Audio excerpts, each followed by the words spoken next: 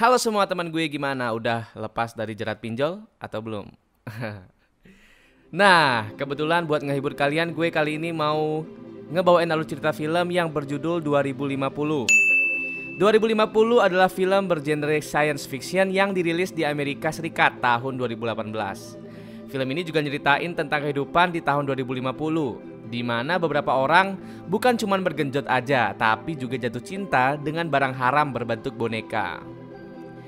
Apakah akan terjadi seperti ini di tahun 2050? Sekarang aja udah ada yang nikah sama guling kan? Anjay. Sebelum masuk ke videonya, jangan lupa buat subscribe dan nyalain notifikasinya, supaya kalian gak ketinggalan video-video terbaru dari gue. Gue Avan, selamat menonton.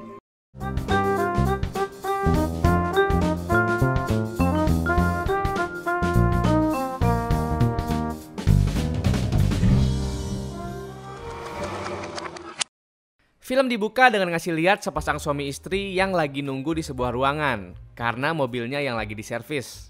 Di sana, mereka ngobrolin tentang kedua anak mereka, dan dari sini kita tahu kalau mereka berdua itu sibuk banget, sampai mesti nyewa orang buat ngejagain anak-anaknya itu. Setelah mobilnya selesai diservis, mereka berdua pun berangkat ke rumah adiknya Brooke yang bernama Drew. Gak lupa juga mereka mampir beli Chinese food kesukaan Drew ini. Karena Drew ini anaknya no lab, sukanya main di metaverse, jadi Brooke ini gak bilang sama sekali kalau dia mau datang. Singkat cerita, Brooke sama Michael pun nyampe di rumahnya Drew. Ternyata si Drew lagi asik-asiknya bergonjot ria sama cewek yang mukanya kelihatan flat banget. Drew juga rada kesel karena kakaknya ini datangnya spontan. Uhuy. Suasana di rumahnya Drew ini kelihatannya pengap banget, dan mereka semua langsung ke dapur buat nyiapin makanan yang tadi udah mereka beli. Tapi tiba-tiba cewek yang habis diservis sama Drew ini datang. Hal ini pun ngebuat Michael sama Brooke jadi tercengang, karena selama ini Brooke mikir adiknya itu no lab yang kerjaannya cuma main game sambil colai doang. Cewek yang kelihatannya rada dingin itu pun ngebuat Brooke jadi kepikiran buat bikin double date, biar si cewek dapat udara segar dari luar. Tapi Drew bilang kalau ceweknya ini lagi sakit, dan setelah diperingatin kalau nggak boleh minum obat kebanyakan, cewek yang bernama Queen ini pun pergi dari sana. Kemudian saat cewek itu pergi, Drew pun jadi kesel sama kakaknya yang sok ngatur. Dia akhirnya ribut dikit sampai akhirnya berhenti sendiri, karena Brooke gak enak ke pacar adiknya kalau ribut-ribut.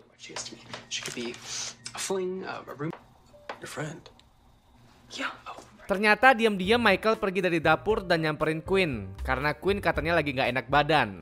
Akhirnya Michael pun ngasih head massage ke Queen, dan mereka berdua pun ngobrol tipis-tipis. Semuanya awalnya berjalan lancar, sampai akhirnya si Michael nekan kutil yang ada di belakang lehernya Queen, di mana ternyata kutil itu tombol reset yang udah diprogram sama orang yang ngebuat Queen. Ya, itu maksudnya Queen bukan manusia, tapi adalah robot yang dirancang sedemikian rupa biar bisa berinteraksi layaknya manusia. Karena si Michael kaget, dia pun teriak. Drew langsung buru-buru datang karena nyadar kalau rahasianya mulai ketahuan. Dia pun ngejelasin ke Michael kalau Queen itu sebenarnya image.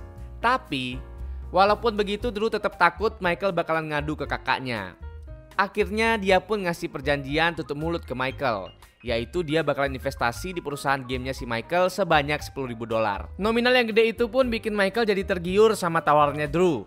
Dan akhirnya Michael pun ngikutin arahannya Drew, yaitu Michael disuruh ngebawa kakaknya ini cepet-cepet pergi dari rumahnya, biar gak ketahuan kalau Queen ini sebenarnya image.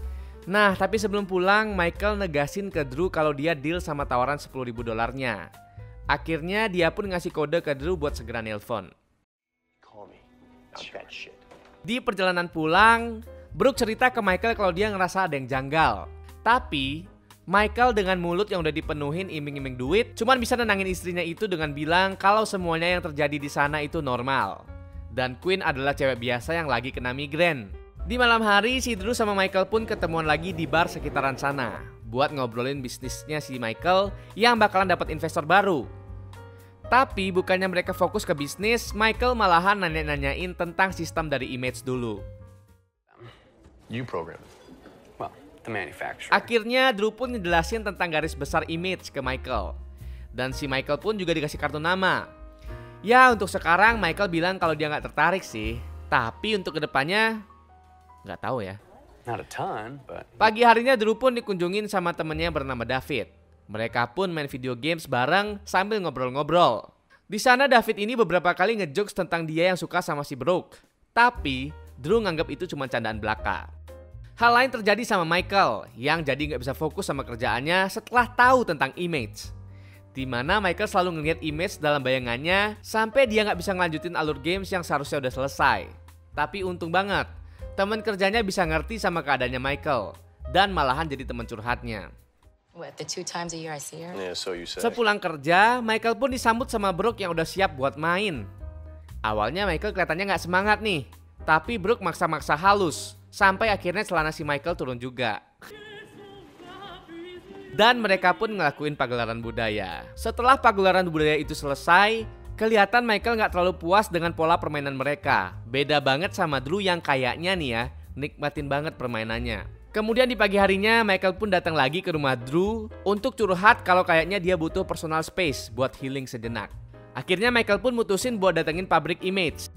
Di sana dia kelihatannya risih banget sama yang terjadi di depan matanya, di mana orang-orang kelihatan menikmati pasangan robotiknya masing-masing. Nah, karena dia gak tahan, akhirnya Michael pun datengin resepsionis di sana. Tapi karena resepsionisnya ngelihat hal yang janggal, akhirnya Michael ini pun disuruh buat baca panduan pengguna dulu. Tapi di pertengahan dia belajar tentang image, Brooke ngechat dan nyuruh Michael pulang buat makan malam. Emang perasaan istri itu gak pernah salah. Anjay. Nah, karena itu Michael lagi bingung nih, antara buat image apa enggak. Di lain sisi ternyata Drew bermasalah nih sama Quinn, di mana Drew curhat sama David dan Michael, tapi mereka nggak ngasih solusi sama sekali. Karena pikiran mereka berdua kalau Quinn itu robot, jadi nggak ada yang perlu dipermasalahkan. Tapi Drew ini berkeinginan buat jadi sosok yang sempurna buat Quinn. Akhirnya dia pun berusaha untuk ngembangin dirinya sendiri. Walaupun David dan Michael pun udah nasehatin kalau manusia itu nggak ada yang sempurna. Di suatu malam, si Michael sama Brooke lagi nonton sambil ngobrolin rencana buat ngerayain ultahnya Michael. Sayangnya saran dari Brooke ini ngebosenin dan ngebuat Michael ngebuletin keinginannya untuk ngebikin image-nya sendiri. Akhirnya Michael pun buat image-nya di tempat resepsionis kemarin. Dan singkat cerita, lahirlah sesosok image bernama Sofia yang cantik banget, sesuai sama kriterianya si Michael.